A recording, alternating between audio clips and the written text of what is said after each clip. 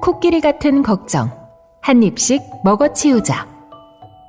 저자 장신회, 출판 리드리드 출판, 낭독 이보용.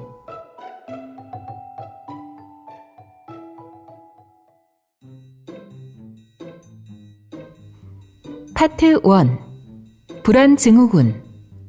불안과 눈을 맞춰라.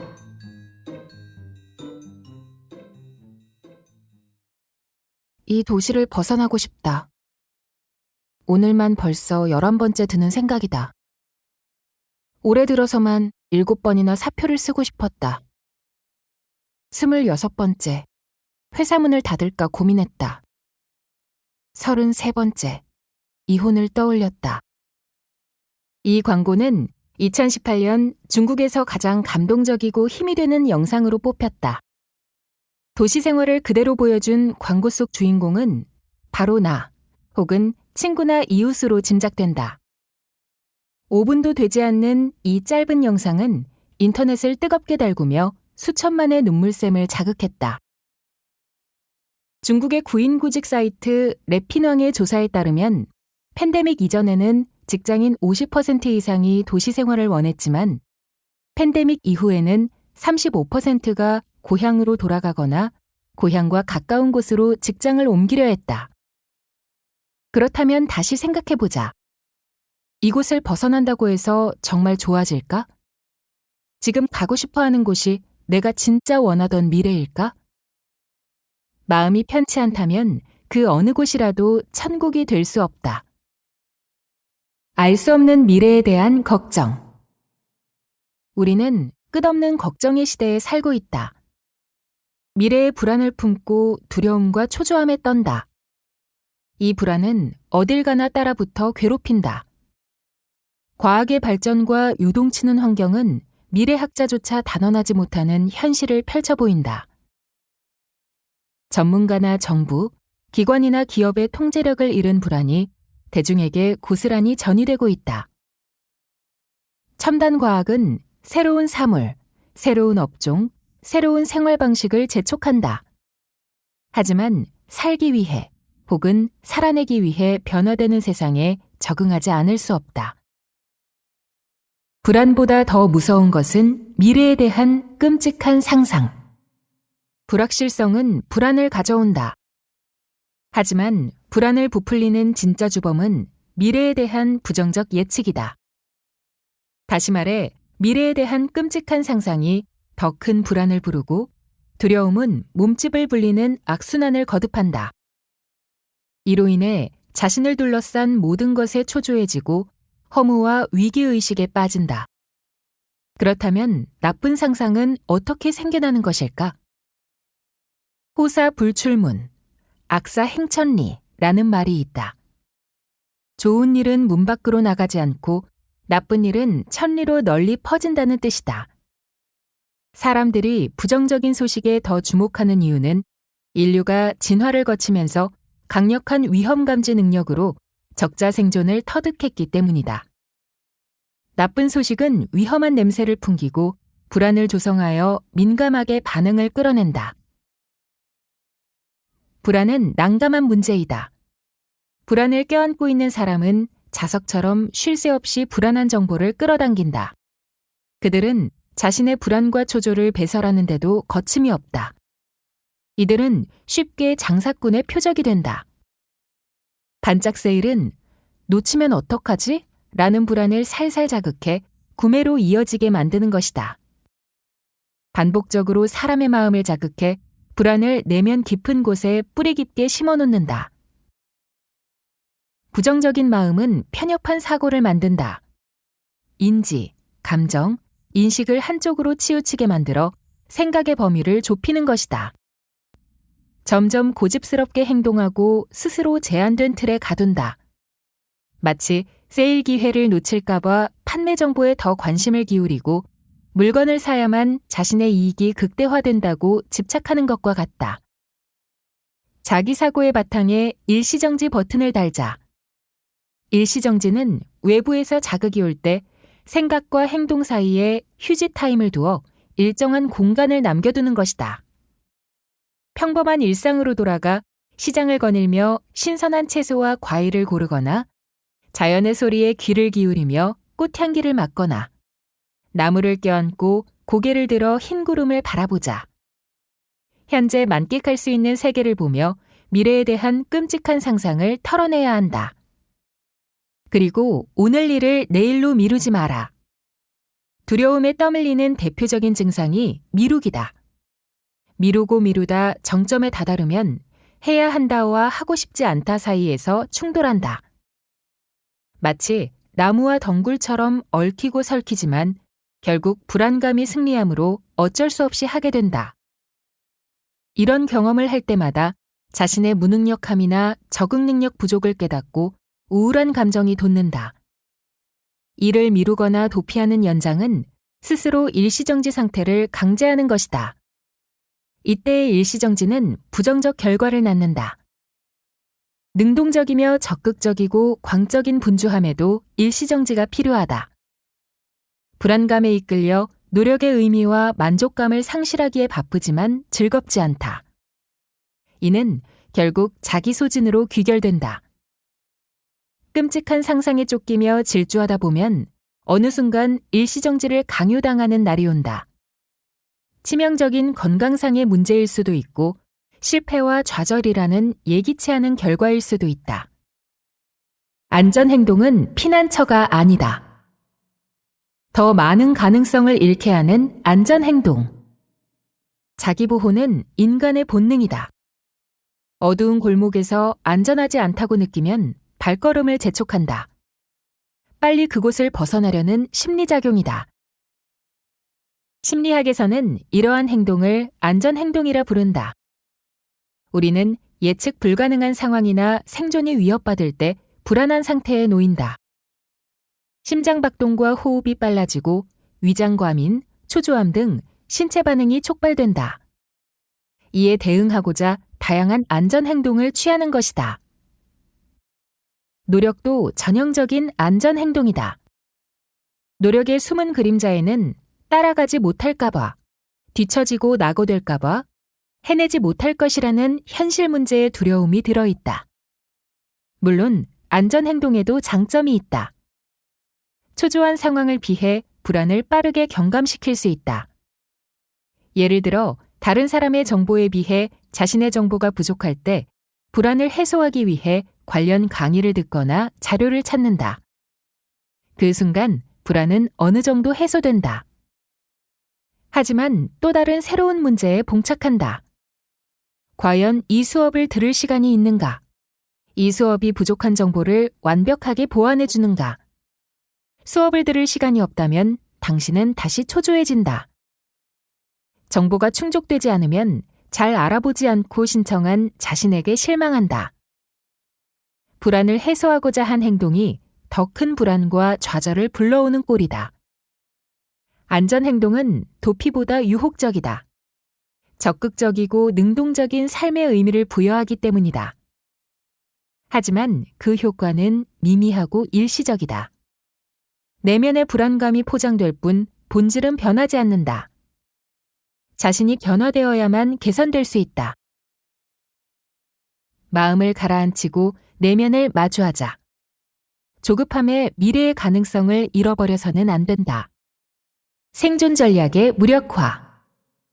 안전행동은 두려움의 회피, 제거, 경감에 유용하게 작용하는 것처럼 보인다.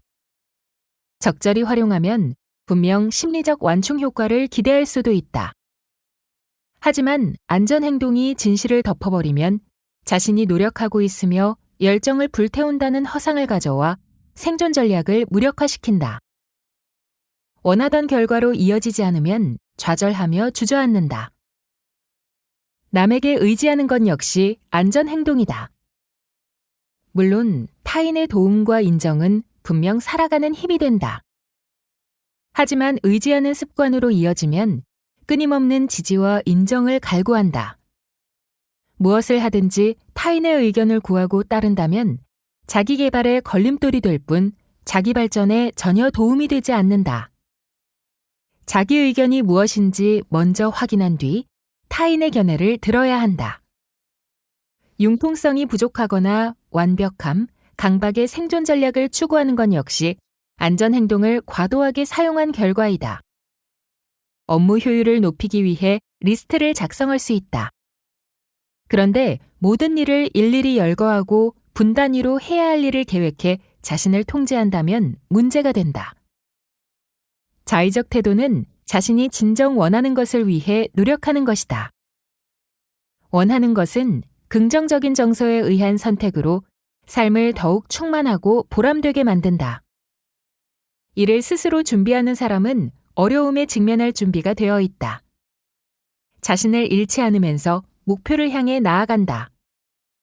이를 위해서는 먼저 책임감 있는 결정이 필요하다.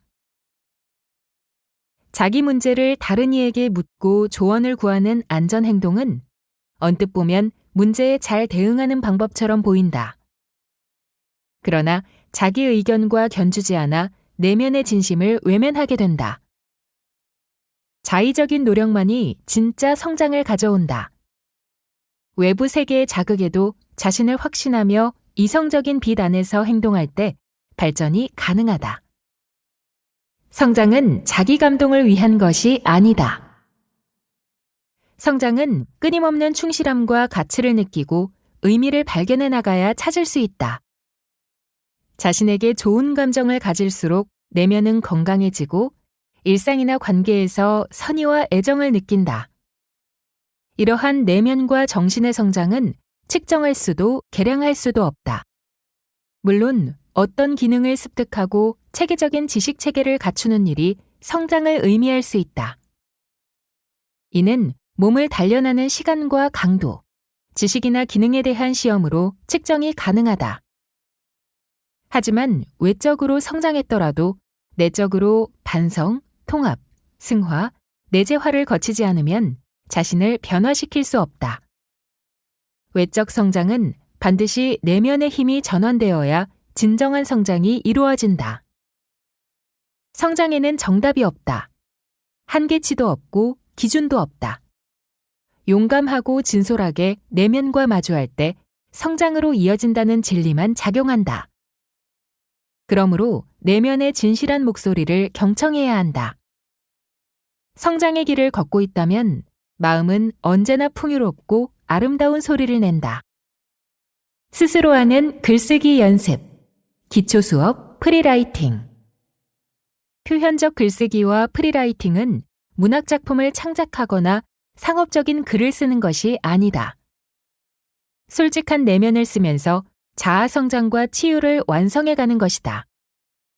주된 목적은 스스로 자아를 성장시키는 연습에 초점을 맞추고 있다.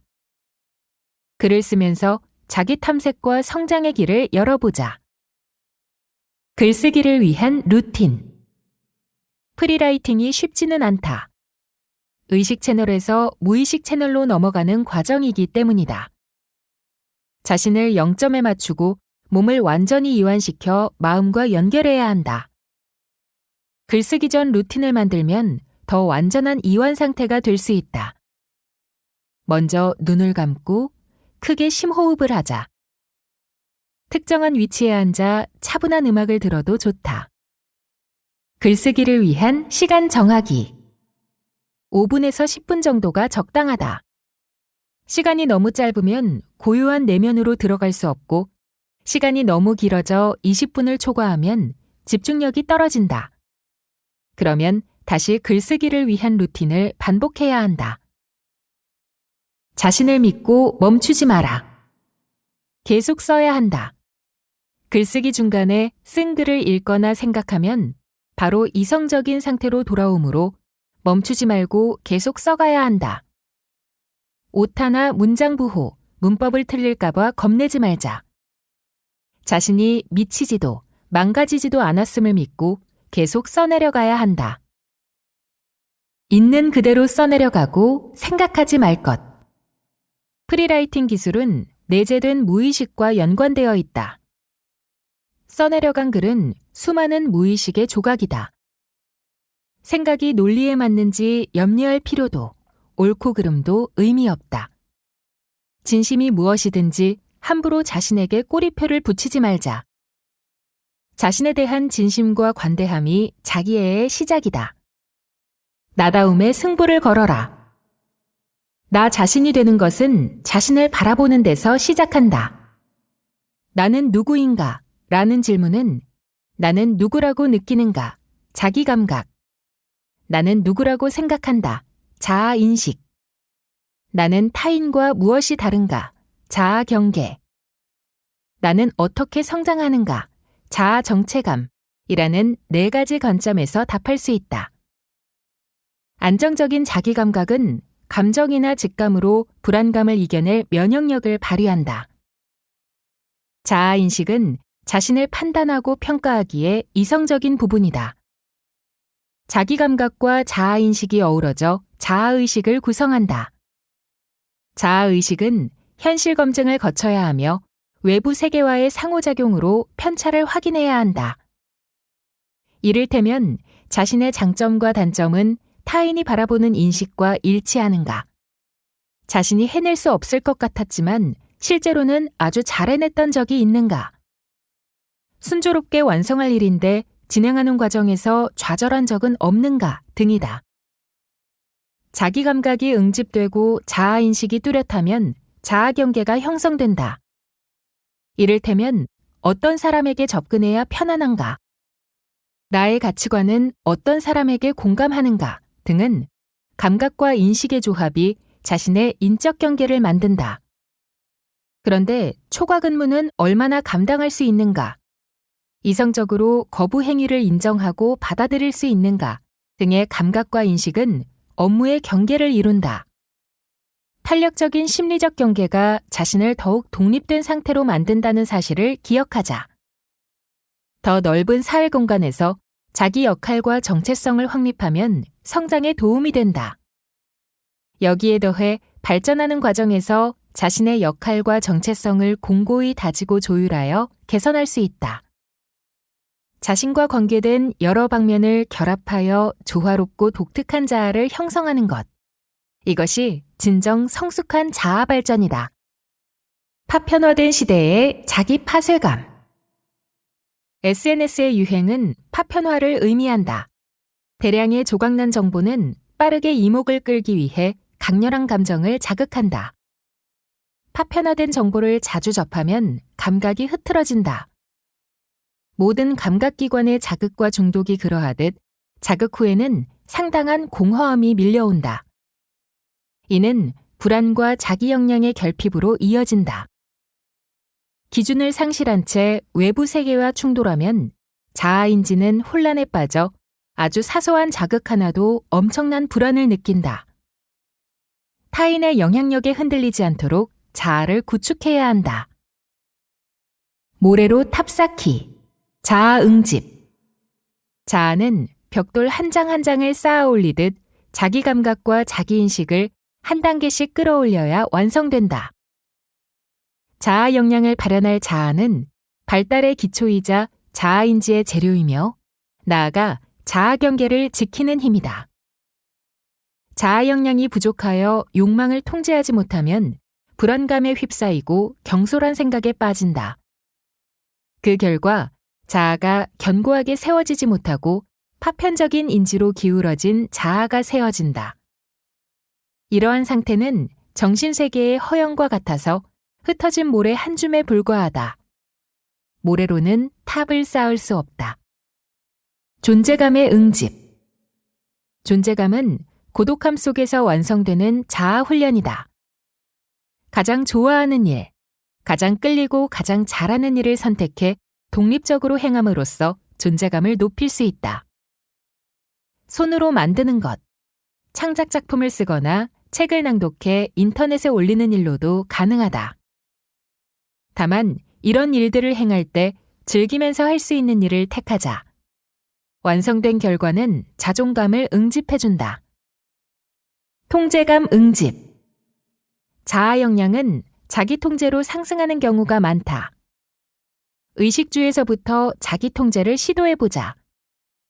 밥을 하거나 청소를 하고 옷장을 정리하거나 운전을 배우는 등 일상생활에서의 사소한 일을 선택해 목표를 세우고 매일 개선해 나가는 것이다. 2주 동안 또는 30일 동안 지속한 후에 변화한 결과와 자기 상태를 점검한다. 간단한 일을 책임감 있게 해내면서 자기 통제감이 강해지는 것을 느낄 수 있다. 확신감 응집. 확신은 불안을 동반한다. 자신감이 부족하거나 자신의 장점을 모를 때 확신은 무너진다. 맡고 있는 책임이 무겁더라도 자기 확신이 없으면 무력하고 쓸모없고 가치 없는 사람이라고 느낀다. 그러므로 부단히 자아 역량을 넓히고 긍정함으로써 역량을 확인하고 신뢰해야 한다. 목록 작성은 자기 확신을 키우는 간단한 방법이다. 매일 자신이 완성한 일 중 가장 성과가 있는 일 3가지 이상을 기록하면 된다. 10일, 30일, 50일, 100일이 되면 중간 결산 후 자신에게 상을 주자. 스스로 자신을 인정하는 가운데 자기 확신이 생긴다. 스스로 하는 글쓰기 연습, 부지런히 퇴비주기. 한 시나리오 작가가 평소 종이에 닥치는 대로 적어놓은 일상기록, 스토리 구상을 모아 베란다에 쌓아놓았다. 그리고 그 종이들이 천장까지 닿자 시나리오 하나가 탄생했다고 한다. 뼛속까지 내려가서 써라의 저자 나탈리 골드버그는 이런 과정을 퇴비에 비유했다. 스스로 하는 글쓰기도 마찬가지다. 문자의 축적으로 자기 감각을 키워나가야 한다. 그러나 퇴비가 발효되는 과정에서는 어려움을 겪기도 한다. 마음을 가라앉힐 수 없을 때. 글쓰기에 몰입하기란 쉽지 않다. 글쓰기 습관을 들이기까지 처음에는 강제로 시간대를 정할 필요가 있다. 회사 근처의 조용한 카페나 집에서 가까운 서점 등 평소의 일과 일상에서 벗어나 전혀 다른 낯선 장소를 선택해도 된다. 잔잔한 음악도 외부의 간섭을 피하는 방법이 된다. 얼마나 쓸지, 무엇을 쓸지에 너무 집착하지 말자. 마음을 안정적인 상태로 조성하는 것이 더 중요하다. 마음을 쉽게 가라앉힐 수 있다면 언제 어디서나 글쓰기를 할 수 있다. 쉽게 방해받을 때. 글쓰기를 하는 시간에는 일을 멈춰야 하고 누군가 그 시간을 방해하는 것을 막아야 한다. 스스로 통제 가능한 최소한의 시간부터 연습해보자. 어쩌면 방해받지 않는 딱 10분이 필요할 수도 있다. 개인적으로 자신과 무의식의 연결이 긴밀해지는 깊은 밤 고요할 때나 이른 새벽을 권한다. 욕망은 다스리고 포부는 펼쳐라. 1960년대 스탠퍼드 심리학과 월터 미셸 교수는 한 실험을 진행했다. 아이들 책상 위에 좋아하는 마시멜로를 올려놓고는 지금 당장 먹어도 되지만 선생님이 돌아올 때까지 기다리면 상으로 마시멜로 1개를 더 주겠다고 했다. 실험 결과 아이들 대부분은 3분을 넘기지 못하고 포기했다. 선생님이 나가자마자 먹은 아이도 있었다. 약 3분의 1의 아이만이 마시멜로를 먹고 싶은 욕구를 통제했다. 이 심리학 실험은 인간의 만족지연에 대한 연구이다. 더 가치 있고 장기적인 결과를 위해 눈앞의 이익을 포기하고 기다리는 자기 통제력을 말한다. 소비주의의 마시멜로. 우리 인생의 많은 마시멜로는 욕망의 대상이다. 성공, 돈, 집, 외모, 권력, 경쟁, 명예 등 욕망을 의식하는 순간 우리는 더욱 초조해진다. 중국인의 정신장애 발병률은 1980년대, 1990년대, 그리고 2005년을 비교하면 그 차이가 확연하다. 1980년대와 1990년대는 100명당 1명꼴로 정신장애를 앓았으나 2005년에는 17.5%로 급등했다. 우울과 불안장애 또한 더욱 심각해지고 있다.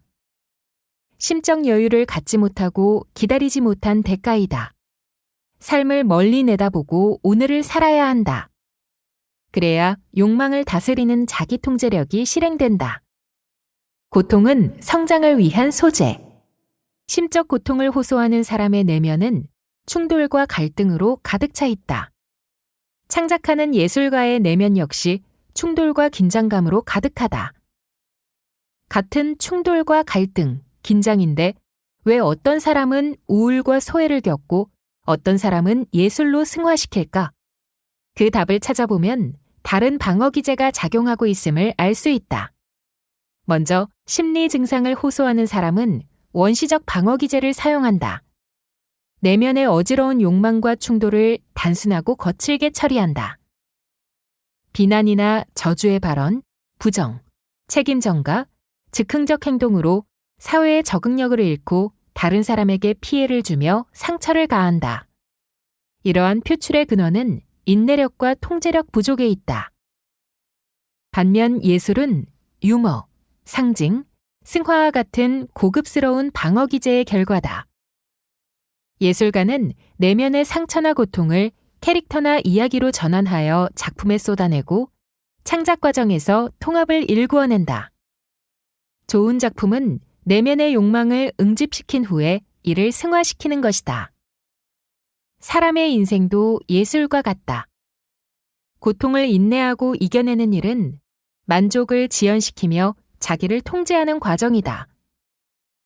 불안이 생명의 잠재력을 일깨우며 큰 불안감을 견딜 힘을 준다.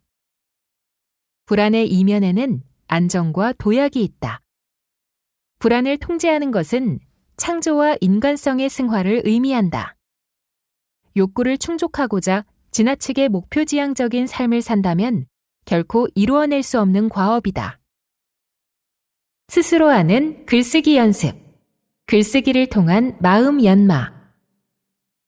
글쓰기를 행동의 대안으로 생각하지 마라. 글쓰기는 내면과 연결해 복잡한 감정과 기억을 통합하게 도와준다. 하지만 복잡하지 않은 현실 상황과 문제는 오히려 역효과를 부른다. 동료와 사소한 마찰이 있었다고 가정해보자. 함께 차 한 잔 마시면서 대화하면 끝날 일이다. 그런데 지나치게 글쓰기에 의존해 모든 일을 쓰고 기록하며 되새긴다면 문제를 껴안는 꼴이 되고 만다. 직접 행동해서 상황을 바꿀 수 있다면 그것이 더욱 의미 있다. 자기 애를 글로 만족시키지 마라. 간혹 글쓰기로 나르시시즘에 빠질 때가 있다. 글쓰기 형식에 심취해 일부러 화려한 수식어나 명언 또는 자기 감동적인 구호를 사용하는 경우이다. 현재 쓰고 있는 글이 얼마나 의미가 있는지 다른 사람에게 설명하기 시작했다면 제발 그만두기 바란다. 글쓰기는 가장 소박한 자신을 보여주는 것이다. 글쓰기에 지나치게 분출하지 마라. 글은 비밀을 털어놓을 가장 안전한 방법이다. 하지만 끝없이 감정을 쏟아내면 기분이 더 나아지지 않는다. 오히려 부정적으로 생각하는 습관을 만들고 무기력하게 만든다. 어떤 부정적인 정서를 반복해서 써야 한다면 그것이 자신에게 어떤 의미가 있는지, 문제를 어떻게 보는지 질문해야 한다. 자아의 성장과 내면을 통합하며 자기 감정을 탐색하는 법을 배워야 한다. 글쓰기를 유일한 친구로 삼지 마라. 글쓰기는 고독한 일이다. 그런데도 글쓰기에 빠져 현실과 멀어지면 마음이 가볍고 즐거워진다. 하지만 현실에서는 여전히 친구나 가족, 사회적 관계가 필요하다. 도피처로 글쓰기를 택해서는 안 된다. 정서적으로 문제가 발생했을 때는 전문가의 도움을 찾아야 한다. 글쓰기를 지나친 반성문으로 삼지 마라. 글쓰기는 스스로 돌아보게 한다. 하지만 지나친 반성은 극단으로 치닫게 할 위험이 있다. 끝없는 탐색의 늪에 빠지거나 자신이 열등하며 부족하다는 착각을 가져온다. 기억하자. 우리는 글쓰기로 철학자가 되려는 것이 아니다.